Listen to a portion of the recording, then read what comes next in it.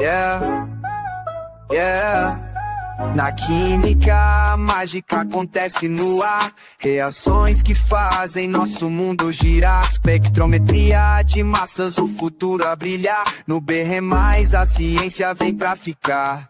Fala de reações, conhecimento em ação. Divulgando ciência de mão em mão. Papo de ciência, vamos celebrar. Química na veia, não vamos parar. Massas e reações, juntos a brilhar. Divulgando a verdade, prontos pra impactar. Olá, queridos! Bem-vindos ao podcast Papo de Ciência para essa segunda temporada, gente. Segunda temporada e com tudo. E se você ainda não se inscreveu nesse canal, se inscreva agora. Eu vou dar alguns segundinhos para você se inscrever, curtir, né? Porque é muito importante, quando você curte o vídeo, o YouTube entendeu que você gostou e ele vai compartilhar para mais pessoas. Então já curte no começo do vídeo, porque hoje nós temos um convidado ilustríssimo. Ele que é biólogo, mestre e doutor em microbiologia e atualmente ele é gerente de negócios da Bruker para a América Latina. Rodrigo de Oliveira, tudo bem, Rodrigão? Tudo jóia, Carlos. Tudo bem, Marcos? Um prazer estar aqui com vocês. E a ideia é a gente bater um papo hoje, só que molde, mais voltado para a microbiologia. Legal, sensacional. E aqui comigo, ele que vai ser um dos nossos comentaristas hoje, né? Nosso presidente aqui da BR+, doutor Marcos Eberlen. Tudo bem, Marcos? Tudo bem, Carlos? Tudo bem, Rodrigo? Um privilégio estar aqui acompanhando essa palestra que deve ser sensacional. Rodrigo estará falando sobre como caracterizar micro-organismos com espectrometria de massas, uma revolução absoluta em microbiologia. E convidando a todos, então, para estarem sempre com a gente aqui no podcast Papo de Ciência. A BR+ está começando em uma temporada sensacional, com grandes palestrantes das principais companhias, principais empresas de espectrometria de massas que atuam no Brasil. Hoje o Rodrigo está falando pela Bruker, já tivemos aqui a Caroline pela Termoanalítica. Temos aí uma lista de grandes palestras das principais áreas de espectrometria de massas. Estamos convidando também os pesquisadores brasileiros para falar dos seus trabalhos. Vamos trazer aqui grandes pesquisadores. A Lívia com a caneta do câncer está chegando também, gente. É só no podcast Papo de Ciência da BR+, sempre com a gente aqui, as nossas empresas companheiras da BR+, que sempre estiveram com a gente nos nossos congressos, apoiando, incentivando. E estamos aqui para ouvir mais uma vez uma grande palestra com o Rodrigo. É isso aí, gente. E agora, então, a gente vai ter essa apresentação pelo Rodrigo e você que tem as suas dúvidas, deixa aqui nos comentários, comente no vídeo que a gente depois vai tentar responder vocês aí no decorrer da semana, pessoal. Rodrigão, fica à vontade com a sua apresentação. Bom, muito obrigado pelo convite. Para mim é um prazer estar aqui hoje falando um pouquinho sobre esse tema que já entendi que dentro desse podcast é algo bem interessante. Então, a minha missão hoje é falar um pouco do uso dessa ferramenta, né, que é o MALDI-TOF, só que com um enfoque hoje para microbiologia, o diagnóstico microbiológico. Então, o título do nosso bate-papo de hoje é o MALDI-TOF, o Multi Biotyper da Bruker, a empresa que atualmente eu trabalho. E a ideia é falar um pouco sobre a revolução desta ferramenta na identificação dos micro-organismos. Bom, uma breve introdução, eu sou Rodrigo Oliveira, sou gerente para a América Latina da Bruker, já trabalho na Bruker há 3 anos e focado aí nessas grandes 2 ferramentas. Hoje focaremos somente no MALDI, mas também temos o infravermelho. Deixaremos para um outro episódio do nosso podcast. Então, a agenda de hoje é uma introdução básica sobre o uso dessa ferramenta, sobre o MALDI-TOF. E aí, dando continuidade, eu quero falar um pouquinho sobre este equipamento em si da Bruker, que é o MALDI-TOF MBT Sirius. E como terceiro tópico, a ideia é trazer quais aplicações que esta ferramenta traz na microbiologia. Não somente na identificação de micro-organismos, mas também em detecção de resistência e outras aplicações aqui no mundo do diagnóstico. Bom, então vamos começar. A Bruker, antes de mais nada, é uma companhia alemã Temos 9 divisões atualmente dentro da empresa. Como vocês podem ver aqui, um portfólio bem extenso. Mas, claro, o MALDI-TOF, ele se enquadra hoje, junto com o IR Biotyper, que é esse equipamento cinza que está aqui, dentro da divisão de microbiologia e diagnóstico.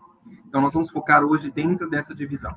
Antes de eu iniciar, eu queria trazer essa pergunta bem clássica aqui, né? Como atualmente nós identificamos um micro-organismo, né? Então, o micro-organismo, de modo geral, são seres vivos que estão aí distribuídos, né, na natureza, de modo geral, porém, alguns deles podem ser patogênicos. Então, dentro desse contexto, a identificação correta desses micro-organismos se faz necessária, né? Pensando no ambiente clínico, onde nós precisamos identificar esse micro-organismo em nível de gênero e espécie, para que, então, possamos aí entrar com um correto tratamento para esse paciente. Como isso é feito atualmente? Então, aqui, nós temos uma placa de Petri, temos aqui um micro-organismo isolado, né? Pode ser oriundo de uma amostra de urina, uma amostra de sangue, enfim, causando aí uma infecção ao paciente. Então, como hoje, atualmente, quais são as ferramentas, né, que utilizamos dentro dos laboratórios clínicos para identificá-los? Morfologia, a morfologia é uma das ferramentas clássicas onde o analista, né, toma uma amostra desse micro-organismo, leva ao microscópio, analisa as características morfológicas para então chegar numa resposta. Ela é uma ferramenta muito interessante, baixo custo, porém é uma ferramenta onde precisa de alguém com um conhecimento técnico muito avançado, né, porque realmente precisa de um olho clínico ali para fazer essa identificação.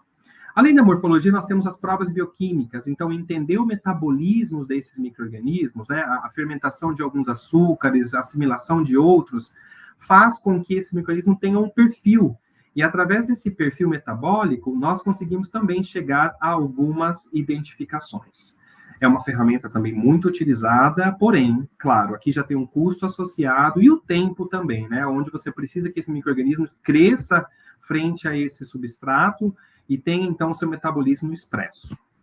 Nós também temos hoje, e mais atual, a biologia molecular, né, onde utiliza-se aí o DNA, o RNA desses micro-organismos para fazer, então, essa correta identificação em nível de gênero e espécie. É uma ferramenta muito eficaz, claro, tem um tempo de resposta muito curto comparado à morfologia pela bioquímica, porém tem um custo associado a essa tecnologia. E, por fim, temos aqui o MALDI-TOF e o uso dessa ferramenta da espectrometria de massa para a identificação de micro-organismos. E eu vou focar hoje nesta ferramenta, mas eu queria trazer esse panorama geral do que nós temos hoje disponível nos laboratórios, né, entre os prós e os contras, e hoje o enfoque será dentro do MALDI-TOF. Bom, como eu comentei com vocês, nós temos aí uma gama de micro-organismos de interesse clínico, tá? Eu vou focar na clínica aqui, eu acho que tem um impacto um pouco maior aí em relação ao diagnóstico microbiológico. Então, nós temos bactérias, leveduras, fungofilamentosos e micobactérias como amostras clínicas. Então, como eu comentei com vocês, todas aquelas ferramentas que nós batemos que eu mostrei no slide anterior, como provas bioquímicas, morfologia, todas essas técnicas utilizam algumas ferramentas que aqui estão descritas. O MALDI-TOF vem com a ideia de substituir essas técnicas com o uso desse equipamento. Então, a ideia do uso desse equipamento é, a partir de uma colônia pura de micro-organismos, nós inserimos ele dentro do equipamento, onde é gerado um espectro de massas, né? Então, aqui temos alguns exemplos de bactérias, leveduras e fungos filamentosos, onde se gera um espectro de proteína ribossomal, e esse espectro, então, é comparado com uma biblioteca, que vem instalada dentro do próprio computador do equipamento. É uma ferramenta muito rápida, se comparada a outras que temos hoje, né, disponíveis no mercado, e tem uma acuracidade muito importante em nível de gênero e espécie. Bom, quero trazer um pouquinho aqui mais de detalhes de como funcionam, então, essas 3 etapas que eu mostrei no slide anterior. Então, a partir de uma colônia pura e isolada, como vocês podem ver aqui nessa primeira imagem, nós tomamos a amostra com um palito de dente literal e transferimos essa colônia para um spot dessa placa azul aqui como exemplo. Então, cada spot que temos ali na placa refere-se a um a um isolado microbiológico. A partir dessa transferência, nós cobrimos com uma matriz. Eu vou falar um pouquinho mais adiante. A matriz é algo muito importante no processo do mal de TOF, né? Então, cobrimos com a matriz. A partir do momento que essa matriz seca, nós estamos prontos para inserir essa placa dentro do molde, que é aqui a terceira imagem. O equipamento, uma das grandes vantagens do molde é o tempo de resposta. Então, a partir do momento que nós colocamos essa placa ali dentro, em pouquíssimos segundos, eu acho que isso é importante ressaltar, segundos, nós temos a identificação deste micro-organismo em nível de gênero e espécie. E aqui nesse último quadrado aqui de imagem é onde nós temos o software, onde nós podemos visualizar em tempo real a identificação desses micro-organismos. Aqui eu tenho uma estimativa, né, de 96 amostras que podemos identificar em até 30 minutos. O atual equipamento nosso, que é o Sirius, nós temos a capacidade de identificar até 600 micro-organismos em 1 hora. Então, como eu comentei com vocês, é uma tecnologia extremamente fácil de manipular, o que também isso é bem importante. Você não precisa de alguém com uma expertise tão grande. Como comentei com vocês, são essas transferências simples, adição dessa matriz e entra no equipamento. Ela é rápida, ela tem um custo baixo, né? Não estou considerando aqui, né, a compra do equipamento. Digo assim, o que é utilizado para identificação, né? Ele tem um custo muito baixo por amostra. E o resultado obtido, ele é comparado hoje com, por exemplo, sequenciamento, que é uma tecnologia de biologia molecular, onde nós temos aí como referência na identificação dos micro-organismos. Bom, como isso funciona? Então, eu queria falar um pouquinho agora sobre o próprio molde, né? Molde TOF, ele é um termo muito bem conhecido, né? Mas às vezes, talvez aqui tenha alguém que não conheça muito bem a descrição dessas letras aqui, né? Então, o molde TOF nada mais é que uma espectrometria de massa, onde se utiliza um laser que está dentro do equipamento, e esse laser, ele, quando atinge aquela amostra, né, aquela bactéria ou levedura coberta com a matriz, ele ioniza positivamente essa amostra, ocorre uma desorção, então uma evaporação dessa amostra, e tudo isso é apoiado pela matriz, que é esse ácido forte que nós colocamos em cima ali desse micro-organismo. Ok, então vamos lá. Ionizou pelo laser, ele evaporou ali, né, com essa carga junto com a matriz, e essas proteínas ribossomais de diferentes pesos moleculares sobem no equipamento por um tubo. Então, nós medimos também o tempo de voo desses íons. E é por isso que nós geramos um espectro de proteínas ribossomais, a depender do tamanho dessas proteínas. E esse espectro, ele é considerado como uma digital. Cada micro-organismo tem uma digital, como nós, né? Então, é dessa maneira que nós conseguimos comparar esse espectro, que é a digital dos micro-organismos, espectros de massa, com a nossa biblioteca, que temos aí mais de 4.300 micro-organismos contemplados. Então, de uma maneira básica, esse molde TOF, né, o que ele aí representa, né? Então, como eu comentei com vocês, é um micro-organismo adicionado à matriz, e aí um corte aqui desse equipamento, né? Então, como vocês podem ver, temos a emissão do laser sobre essa amostra. Então, essa matriz, ela recebe essa grande quantidade de íons ali, né, vinda do laser, ajuda a ionizar essas amostras, essas proteínas ribossomais que estão presentes no micro-organismo ali em questão. Ela evapora, como eu comentei, e sobe, então, dentro desse tubo a vácuo, onde temos um detector no topo. E aí esse detector é capaz de gerar, então, esse espectro de massas. Eu tenho um vídeo aqui que demonstra esse processo, novamente, para reforçar como ele ocorre dentro do equipamento. Então, nós temos aqui um equipamento cortado de maneira longitudinal, onde temos aí a emissão desse laser sobre a plaquinha, que já tem ali já está carregada com a bactéria ou levedura, com a matriz. E esse laser, ao atingir essa mistura de matriz e micro-organismo, faz, então, essa ionização e desorção, e essas proteínas ribossomais de diferentes massas, elas sobem nesse tubo a vácuo, e tem um detector, como vocês podem ver, acima do equipamento, fazendo com que, então, gera-se um espectro de proteínas ribossomais, a depender desse tempo de voo. E é através deste espectro que vocês estão observando aqui, que nós comparamos, então, com a nossa biblioteca. onde nós temos atualmente mais de 4.300 micro-organismos de espectros já gerados pela Bruker, claro, onde, então, se compara esse espectro gerado e te dá um resultado em nível de gênero e espécie. Perfeito. Bom, então acho que aqui nós já cobrimos como funciona o equipamento, né? Entramos aí um pouquinho, literal, dentro do equipamento. E a ideia agora é ir partir um pouco mais para a microbiologia, né? O que nós podemos identificar utilizando a ferramenta de MALDI-TOF? Eu acho que eu trouxe aqui como primeiro tópico, e algo muito importante, principalmente na microbiologia clínica, que é o uso do MALDI-TOF para a identificação de micro-organismos em cenários de garrafas de hemocultivo positivo. O que isso quer dizer? Então, por exemplo, quando nós temos um paciente hoje num hospital, em um quadro de sepse, né? Então, hoje nós temos um micro-organismo causando uma infecção generalizada no corpo do paciente.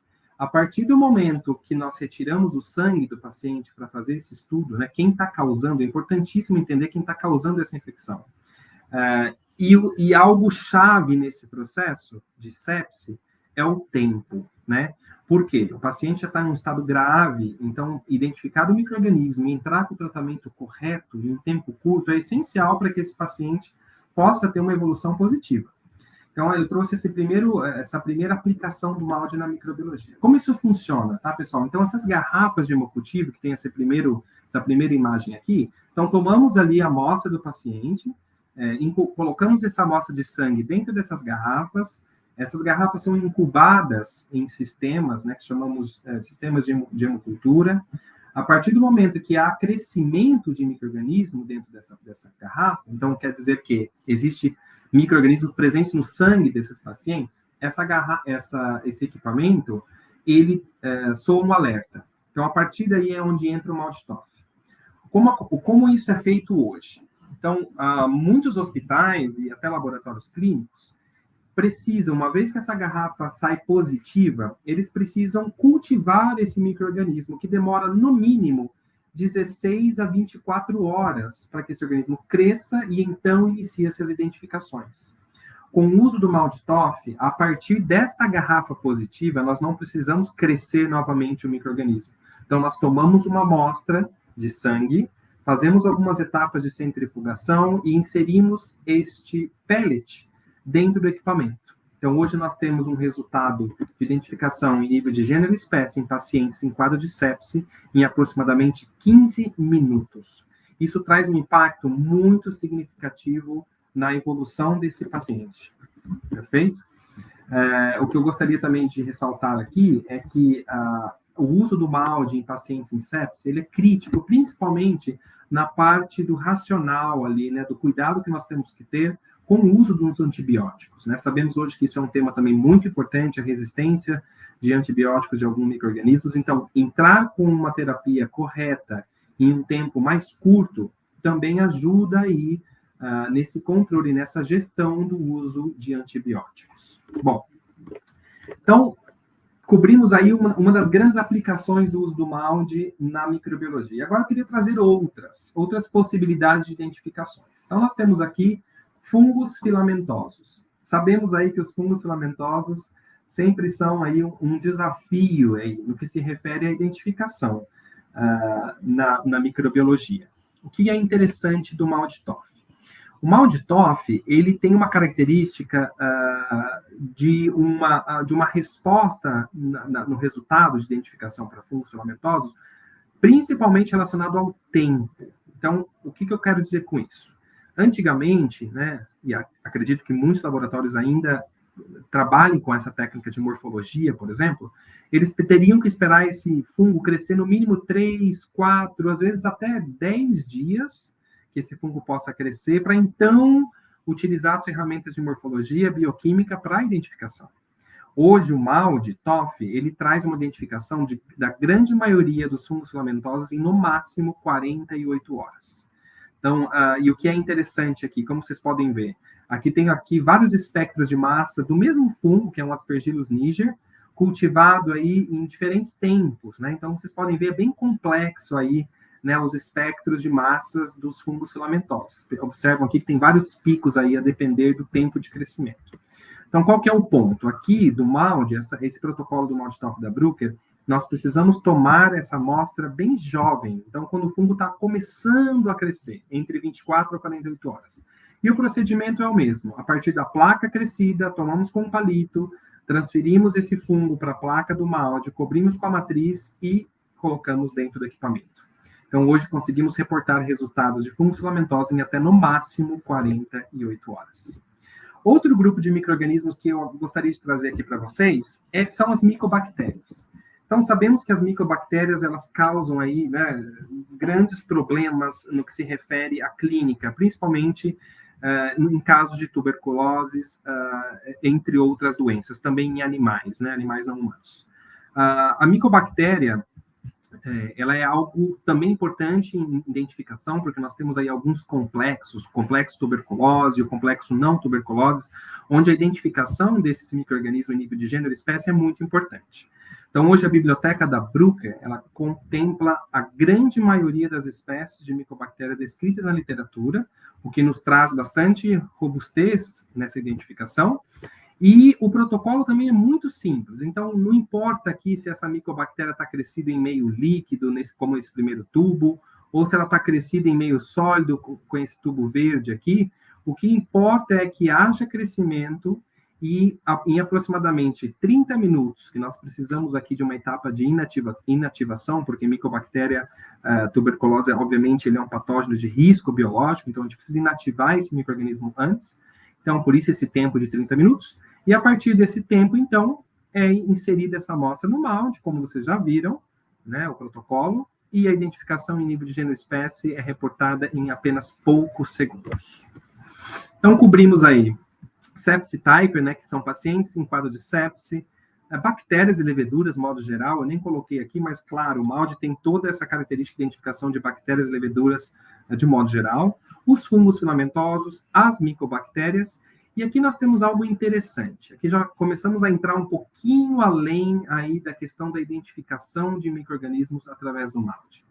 O molde também é uma ferramenta capaz de trazer alertas e respostas frente a um tema muito importante na microbiologia, que é a resistência aos antibióticos.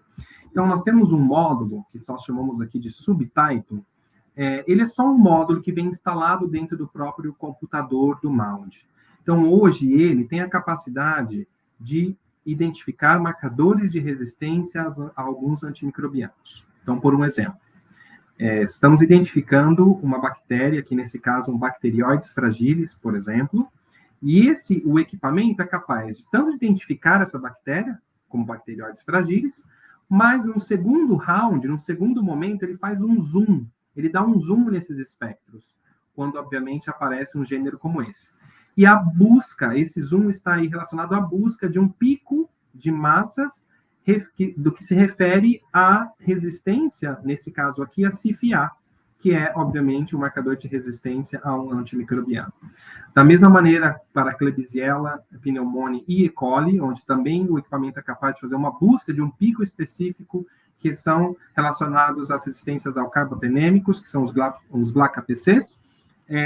E é dessa maneira, então, que o molde hoje ele já traz um passo além, né, na microbiologia. Ele é capaz de começar a identificar marcadores de resistência oriunda desses micro-organismos. Aqui, dando continuidade, também esse software tem a capacidade de discriminar melhor ali os micro-organismos onde, em sua corrida inicial, não é tão favorável. Então, passa-se por esse segundo round e diferencia aí alguns micro-organismos que são um pouco mais complicados na taxonomia.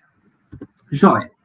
E aqui temos uma outra abordagem. Essa que eu comentei com vocês anteriormente foi sobre busca de um pico específico de marcador de resistência.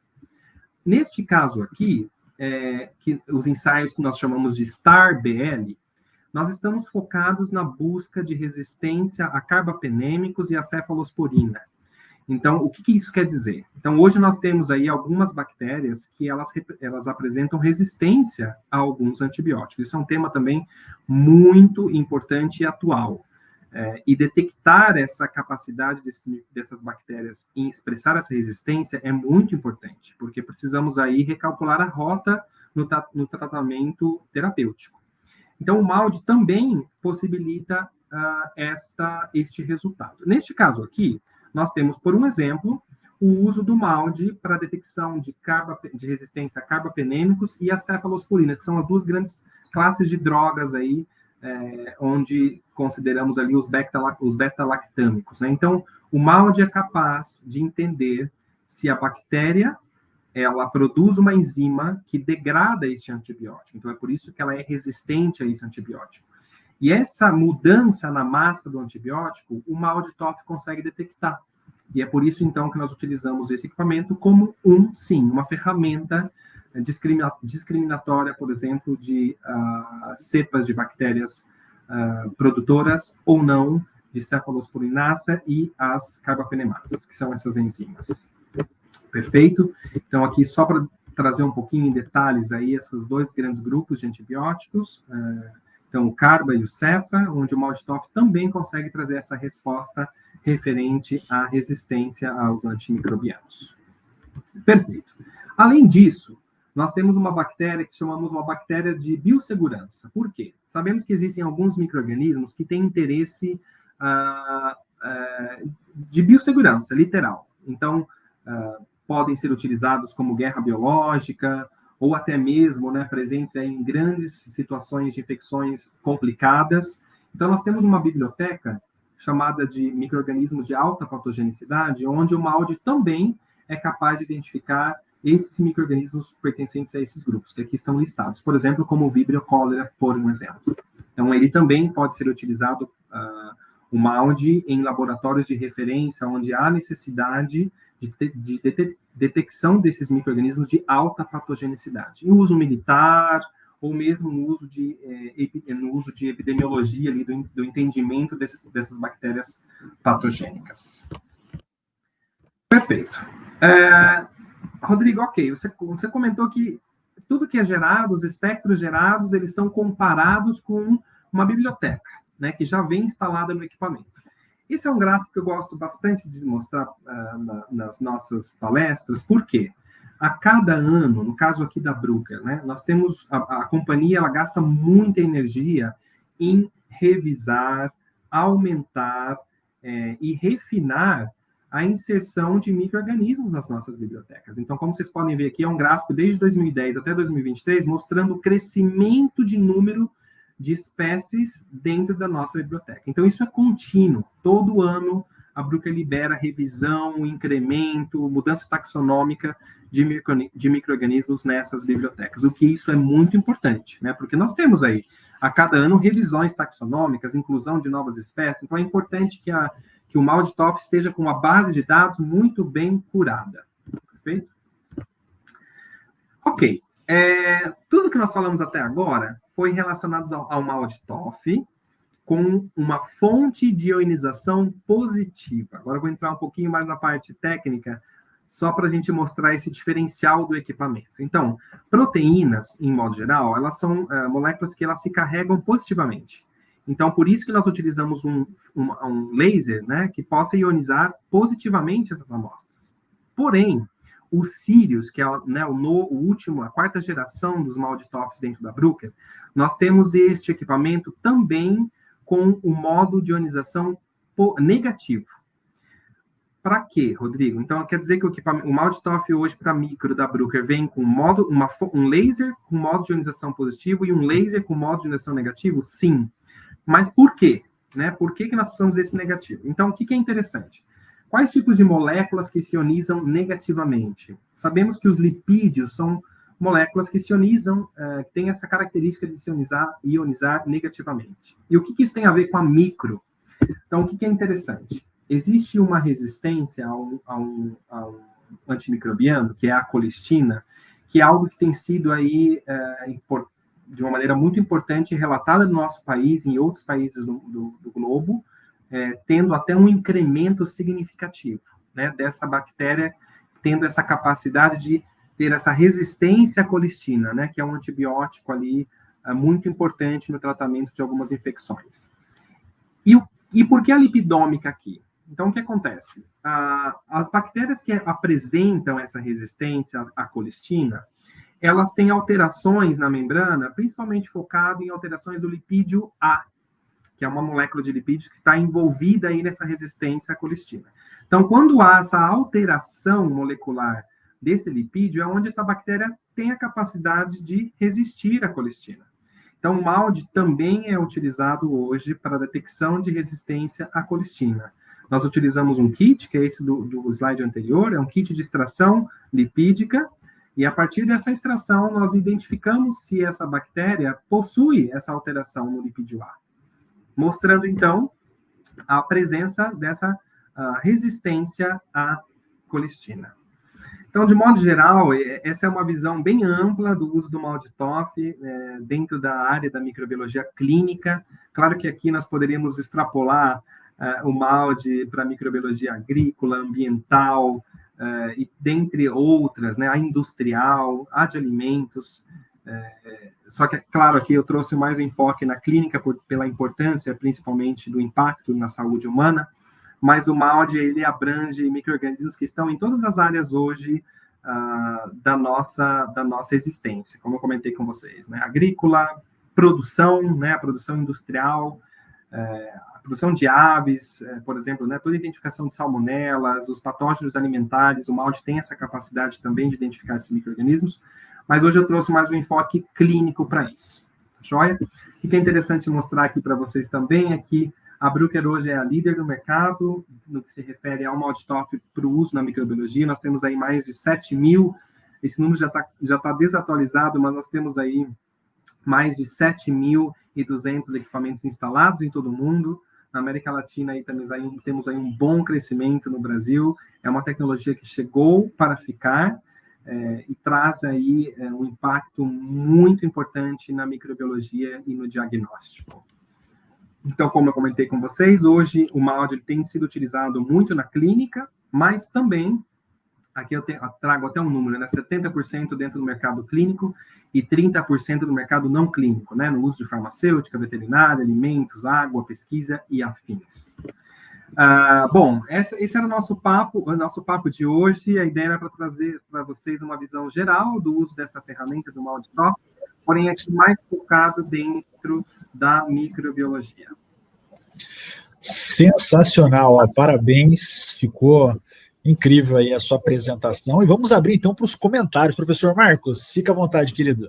Sei que o professor Marcos quer fazer as perguntas que você de casa quer perguntar. Vamos ver o que o professor Marcos vai trazer para a gente aí.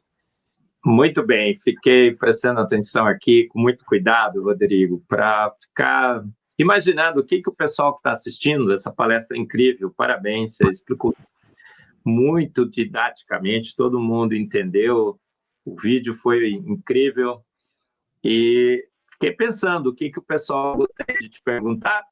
A gente, infelizmente, não tem todo mundo aqui te assistindo, e fiz aqui as top 10, as 10 perguntas principais que todo mundo gostaria de fazer para o Rodrigo. Então, vamos lá, Rodrigo, olha, você falou da precisão, da exatidão, vamos aí, que termo que a gente deveria usar, o quanto que o equipamento acerta. E você falou rapidamente uma comparação com o método genético, aí, o DNA. Você tem números, assim, quanto, numa análise dessa, na rotina, qual é a porcentagem de acertos, falsos positivos e falsos negativos? Você tem um número geral? Professor Marcos, essa é uma excelente pergunta, né?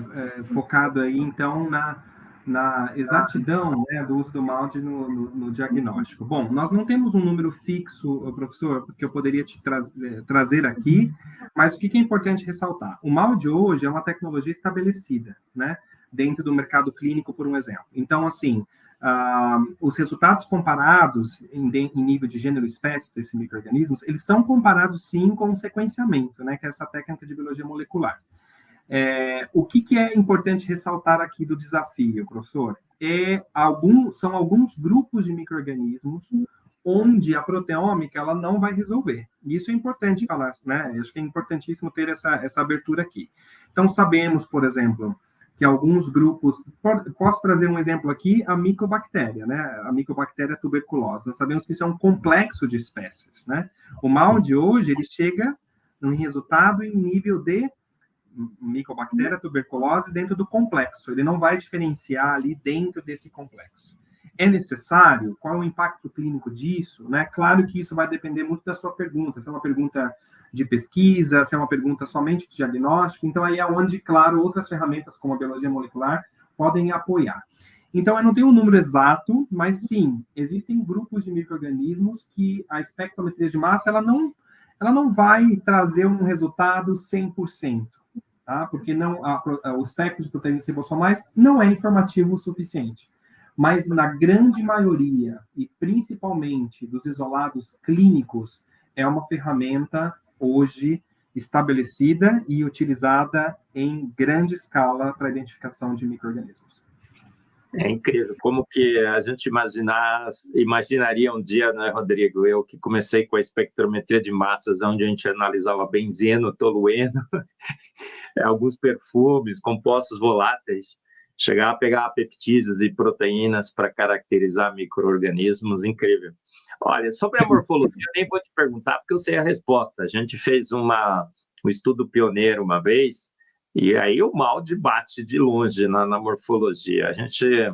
Morfologia é ótimo se você for extremamente treinado, tem uma experiência muito grande, você vai no microscópio, você consegue até chegar em gênero, mas quando cai para a espécie, aí a química é imbatível, né? Tem a caracterização de espécies. Eu lembro que a gente fez um estudo uma vez, e o MALDI acertou muito mais que a morfologia. Não, nada contra a morfologia, é um método muito bom, seguro e tudo mais, mas quando você vai para esses detalhamentos químicos, né, aí é no DNA que a disputa está, não é? Certo? Sem dúvida, professor. Isso é interessante, né? E eu gosto de trazer um exemplo. Vamos trazer para os fungos. Aqui eu vou trazer os fungos filamentosos para esse exemplo. O fungo filamentoso é um grupo de organismos que, por muito tempo, se utilizou a morfologia para identificação, né? Tanto clínica, Sim. pesquisa, ambiental.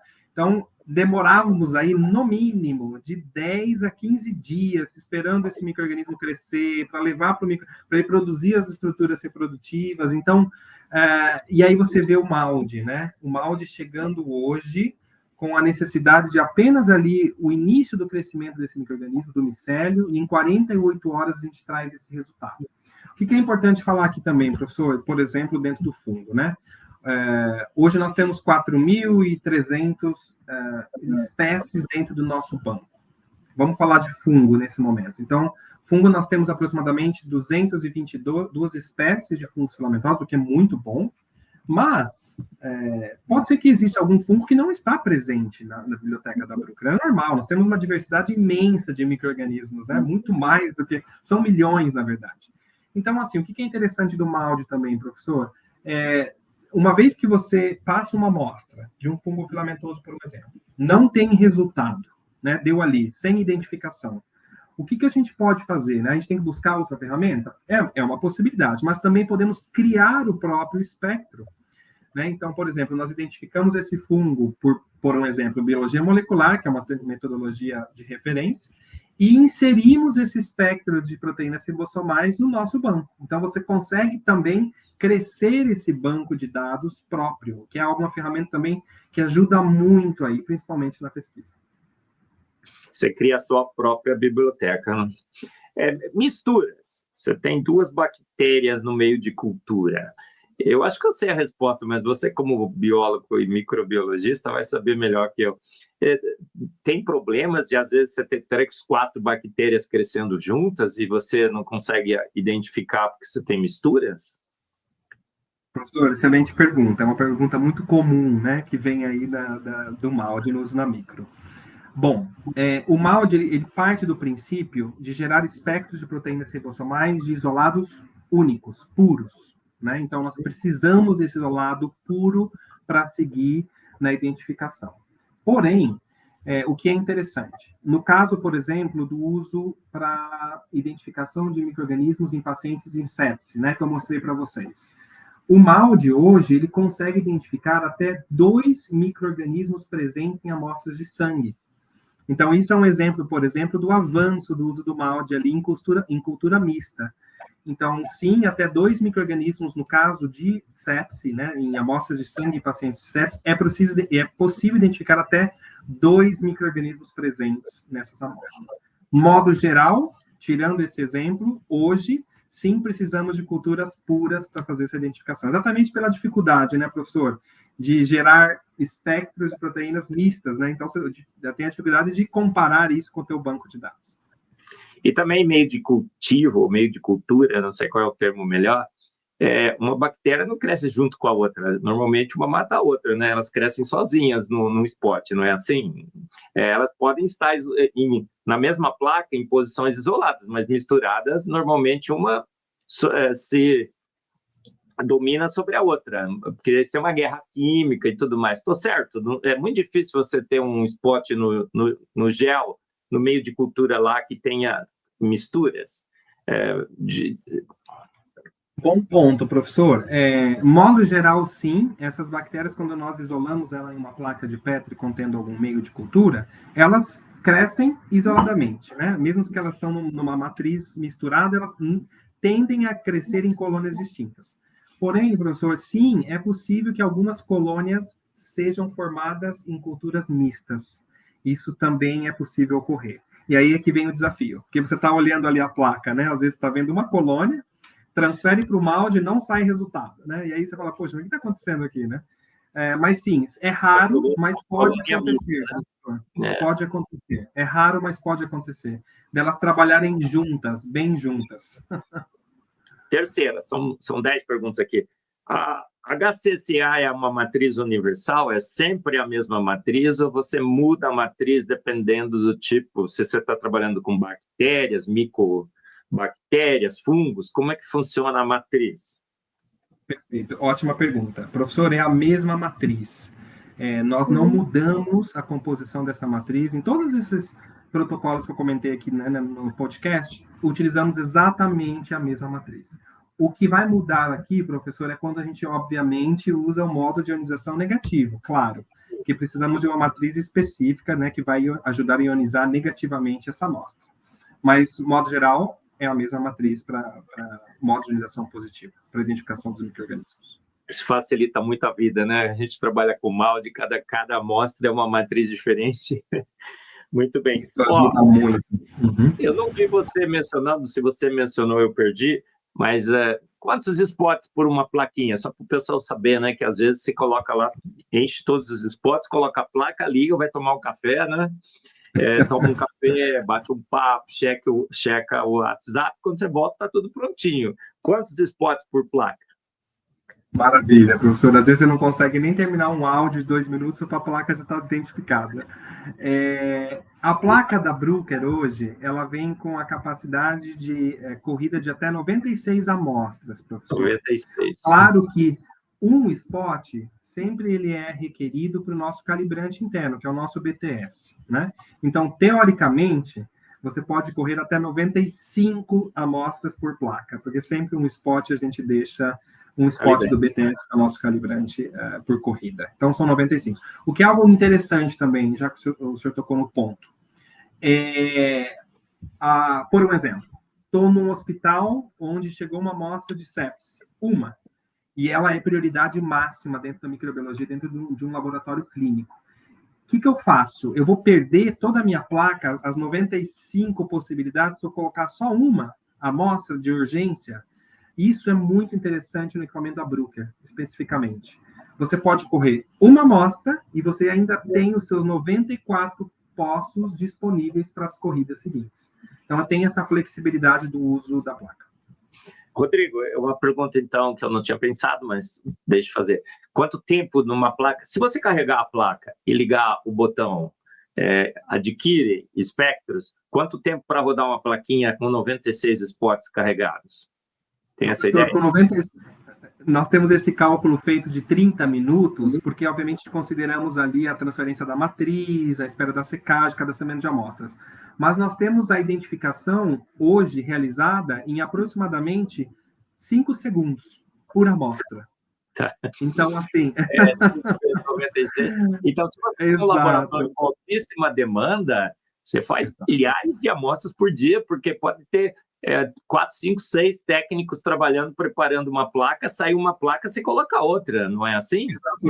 Exatamente, professor. Tem laboratórios clínicos, né, de grande porte, onde é uma placa literal atrás da outra, né? Então, nós temos aí um tempo de até 600 amostras por hora, né? Um cálculo feito aí de uma estimativa de identificações de até 600 amostras por hora.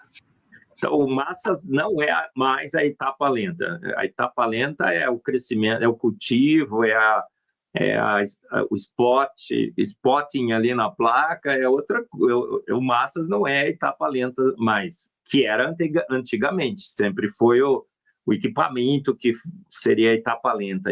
Então, a etapa lenta é toda a preparação, crescimento, cultivo, é isso, correto? Sem dúvida, professor, você pontua corretamente, né? Antigamente tínhamos o desafio ali, né, do equipamento pegar o vácuo, a demora disso, né? Hoje em dia, essa parte literal, ela é praticamente nada, né? São poucos segundos até o equipamento tomar o vácuo, pronto para a próxima corrida. Então, o tempo, se a gente pode dizer aí que tem um tempo ali, de fato, é o crescimento desses micro-organismos. E aí o foco hoje da Bruker também, professor, é desenvolver protocolos que utilizam culturas mais jovens possíveis, como no caso do fungo filamentoso. Então, 24 horas a gente já toma amostra. O importante é tentar desenvolver também protocolos de cultivos mais curtos, né? Para poder ter um resultado mais rápido. Você é biólogo, deixa eu fazer essa pergunta para você. Você falou que vai no em gênero e espécie. Mas a espécie, obviamente, é uma diferenciação mínima, às vezes, né? Características muito, muito sutis.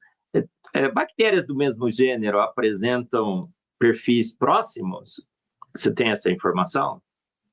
Professor, isso é algo bem interessante. Existem grupos, gêneros, pensando aqui em bactéria, que dentro do gênero, as espécies que ali estão presentes, elas têm um perfil de proteínas ribossomais bem distintos, o que funciona bem para o Malditoff. Porém, existem grupos de bactéria que essa diferença interespecífica, ela é mínima por proteínas ribossomais. Então, depende sim do grupo. Por um exemplo, o grupo de Streptococcus, né? Sabemos ali que a diferença entre essas espécies são mínimas. Então, aí é onde a gente precisa sempre atualizar. O MALDI está ali todo ano tentando refinar essa análise dos espectros, que existem grupos, sim, que são mais complexos. Nessa pergunta, professor, eu só queria adicionar um tópico super rápido. Claro. Não é a ideia de hoje, mas aquele equipamento que eu mostrei, o cinza, o infravermelho, ele vem exatamente para ajudar nessa dificuldade. Indiscriminação de, por exemplo, subespécies, sorogrupos, subtipos, porque aí dentro da taxonomia, né, a espécie ela desce ainda, né? Então, aí o infravermelho ele é mais informativo nessa questão. Não, maravilha, porque de repente se você tem um gênero que tenha proteínas específicas, marcadoras, mesmo que você pegue uma nova espécie que você nunca analisou, você dá uma olhadinha na cara e fala, opa, o gênero eu sei qual é, já sei qual é, não é? Exato. Maravilha. Eu ia te perguntar por que só MALDI positivo, por que não MALDI negativo? Você falou que no MALDI positivo, obviamente, proteínas e peptídeos são mais facilmente ionizados. Eu lembro também da história, o pessoal tentou no negativo, mas o positivo sempre dá mais resultado, não é isso? Tem mais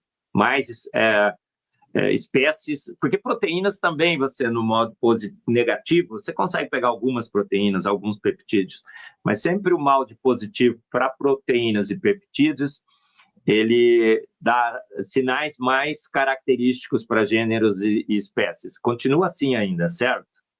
Continua assim, professor. O foco hoje da identificação de micro-organismos está, sim, na fonte de ionização positiva, na ionização, né, positiva dessas proteínas e peptídeos. O que hoje o MALDI, na fonte de ionização negativa, que vem aí, né, com a lipidômica, como eu comentei com vocês, hoje temos ali a detecção de resistência à colistina, que é um antibiótico. Porém, professor, já vimos aí, eu acredito que dos próximos anos abrirá um caminho muito novo aí também para identificações através da lipidômica. Hoje, por exemplo, temos alguns trabalhos publicados demonstrando a capacidade da lipidômica em diferenciar, por exemplo, Shigella e E. coli, que pela proteômica é impossível ser feita. É impossível não é a palavra, mas ela é muito desafiadora a ser feita, né? Então, a lipidômica ajuda, por exemplo, na identificação, sim, diferenciação de Shigella e E. coli. E eu tenho certeza que em poucos anos, muitos outros micro-organismos aí serão beneficiados aí com o uso da lipidômica. Os lipídios são fantásticos, né, Rodrigo? Porque formam a proteção da vida, a membrana. Sem membrana não tem proteção. E um conjunto incrível de lipídios, né, com duplas ligações, com funções. A membrana é um show, realmente. E a gente trabalha muito com lipídios aqui também. Então, essa somatória, né? Proteínas, peptídeos e lipídios. Cada organismo com o seu conjunto. Muito interessante. Você falou 4.300, né? Que tem na biblioteca hoje da Bruker. Obviamente, você pode expandir se você trabalhar numa área específica, você cria sua própria bactéria. A minha pergunta era, desses 4.300, quanto você teria de fungo? Você já falou. Fungos é 200 e pouco. Tem bem menos fungo, porque fungo realmente é um problema. Tem aquela capa protetora. Eu lembro que a gente, no início, a Cristina Ferreira foi até na Alemanha rodar, ela ficou presa lá naquele vulcão, naquela erupção, ela não pôde voltar, ficou uma semana a mais, foi sensacional, fizemos até mais um trabalho identificando em leite, e com o pessoal da Bruker. E o que acontece? Os fungos ainda eles são o grande desafio. Fungo é o grande desafio ainda, por causa dessa parede que eles têm de proteção. É um bicho realmente que se protege tanto que até se esconde do laser, não é? Professor, esse é um bom ponto. Eu sou micologista, eu sou microbiologista, mas sou focado em micologia, quais são os estudos dos fungos, né? Então, assim, eu acho que no passado, os fungos filamentosos com o MALDI realmente eram um desafio. A gente não pode negar isso, né? Precisávamos de cultivos específicos em meio líquido, realmente extrações, né, por ácido fórico, enfim, tinham vários aí protocolos. Hoje, professor, eu considero hoje os fungos filamentosos no MALDI não mais um desafio. Eu acredito que os protocolos atuais, eles se ajustaram muito bem. Então, por um exemplo, para a grande maioria dos fungos filamentosos, nós utilizamos sempre o ácido fórmico a 70%, né? Então, ajuda aí na quebra dessa parede, que muitas vezes é a grande dificuldade para expor essas proteínas. Então, aí, o uso de ácido fórmico a 70%, por um exemplo, quando você vai tomar a amostra com o palito, esse protocolo novo da Bruker, a gente umedece a ponta do palito com ácido fórmico a 70%, e a coleta desse fungo na placa, esse raspar do palito com ácido fórmico já ajuda a romper. Então, esses novos protocolos, professor, pequenos detalhes, fizeram muita diferença na evolução da identificação dos fungos por MALDI-TOF. Então, hoje nós temos uma outra realidade. Claro que ainda existem grandes desafios, se nós estamos falando dos dematiáceos, fungos mais complexos de parede, mas, modo geral, melhorou muito a identificação dos fungos. Ácido fórmico, né, Rodrigo? Você é biólogo, é um veneno que as formigas usam. Eu tô lembrando aqui, temos ainda um problema sério de contaminação com bebidas com metanol, metabolizado com ácido fórmico. Ácido fórmico realmente quebra tudo. Que interessantíssimo, gostei demais de saber que é o ácido fórmico que resolveu o problema dos fungos, porque é o que a formiga, né, utiliza. É realmente um ácido pequenininho, né, mas desinfetador de paredes. Interessante. O método é oficial hoje? Tem algum problema com a legislação? Eu não sei quem controla a análise microbiológica no Brasil, qual é o órgão e tudo mais, mas é totalmente legalizado, você pode apresentar o laudo, isso já resolveu esse problema? Porque teve uma época que não era ainda oficializado. Isso é um bom ponto, professor. Então, hoje o MALD, né, nós temos ele em 3 categorias, né, o MALD para microbiologia, que é o IVD, que é o MALD destinado ao diagnóstico in vitro, que é o que a gente acabou de falar aqui, amostras clínicas de diagnóstico clínico. Isso quem regulariza, obviamente, tem ali a Anvisa, e dentre outros órgãos nacionais, onde precisa passar por um processo de registro desses produtos. Todos esses produtos hoje já estão registrados no país, claro, seguem as mais altas normativas de legislação globais também, professor, FDA, todas as regulamentações europeias. Então, é uma metodologia hoje já estandarizada, muito bem regulamentada. Exatamente. Então, nós não temos nenhum tema aí com que se refere a questões de registro ou algo do gênero.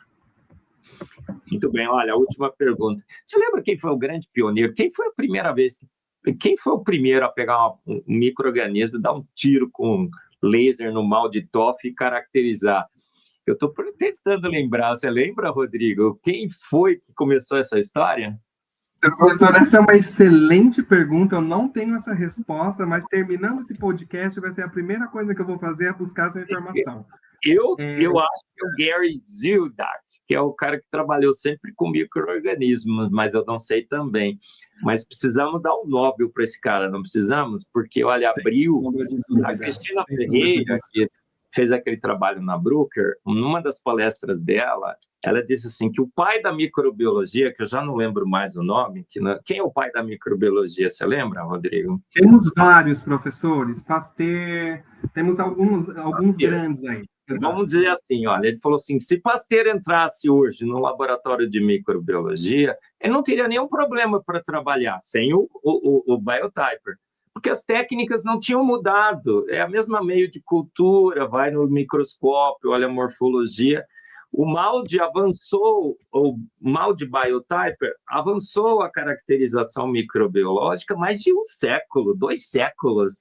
Foi um pulo assim absurdo, porque antes do MALD Toff, nós estávamos fazendo microbiologia como Pasteur fazia no seu laboratório, como os pioneiros, nenhum desmérito, mas a gente precisava de uma nova ferramenta, uma revolução. É sensacional, gente, é super rápido, 96 spots, você pega uma plaquinha atrás da outra, você faz milhares de amostras por dia, se você tiver um laboratório muito bem, assim, todo sistematizado, e um acerto aí próximo do DNA, né, de sequenciamento genético. Incrível. Sem dúvida, professor. E eu acho que é algo interessante, né? E depois a gente vai entender um pouquinho melhor essa parte histórica, porque eu tenho certeza que vários pesquisadores estavam envolvidos aí no desenvolvimento do uso do MALD na micro. Mas o MALD, de fato, na microbiologia, ele se estabeleceu mesmo na microclínica por volta entre 2009 a 2011, assim, de fato que ele chegou com a força, né, para uma ferramenta de diagnóstico. Isso foi ontem, né? Vamos parar para pensar. E revolucionou completamente a microbiologia, completamente o uso dessa ferramenta na micro. Então, assim, é realmente algo bem, bem surpreendente. É um privilégio aí poder trabalhar com essa tecnologia. Mastiste. Aqui o nome, Marcos. Viu, Rodrigo? O primeiro? Anthony Van, aí o sobrenome, aí é complicado, né? Eu tô... Parece polonês. Alguma coisa assim. Ele foi um dos primeiros, o primeiro a observar, né, os micro-organismos, e depois ele se torna o pai da microbiologia, e depois o Louis Pasteur, ele se torna depois da microbiologia moderna. Isso. Mas temos alguns pais aí e mães, né? De laser no micro-organismo para caracterizar com mal de Toff. Essa é uma boa pergunta. Gente, depois vocês comentam no comentário aqui do vídeo, né, que vai ficar disponível. Deixa na descrição. Escreve aí, pessoal, nos comentários, que a gente vai destacar o seu comentário. Manda aí os pais, né? É bom que vocês criam essa interação com a gente. Cristina Ferreira e Eberlin foram os pioneiros em mastite subclínica em leite.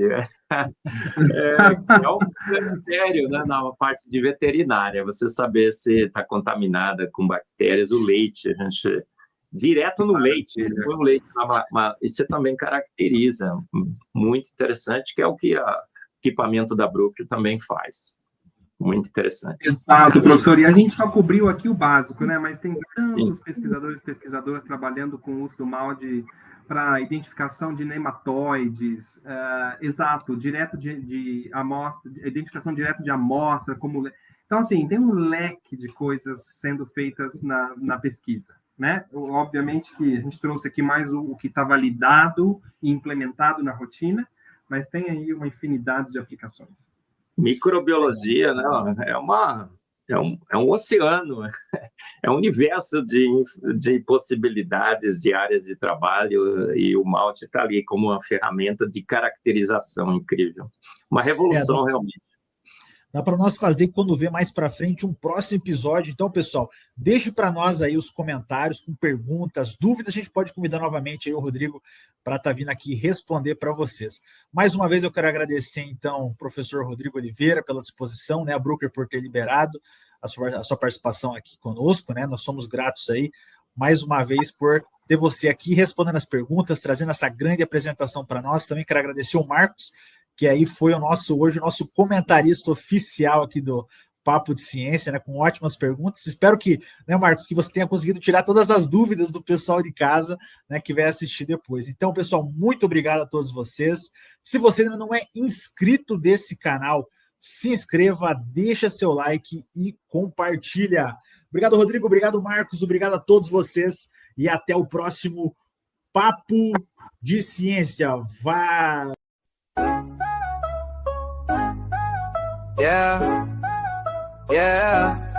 Na química, a mágica acontece no ar. Reações que fazem nosso mundo girar. Espectrometria de massas, o futuro a brilhar. No BR+, a ciência vem pra ficar. Fala de reações, conhecimento em ação. Divulgando ciência de mão em mão. Papo de ciência, vamos celebrar. Química na veia,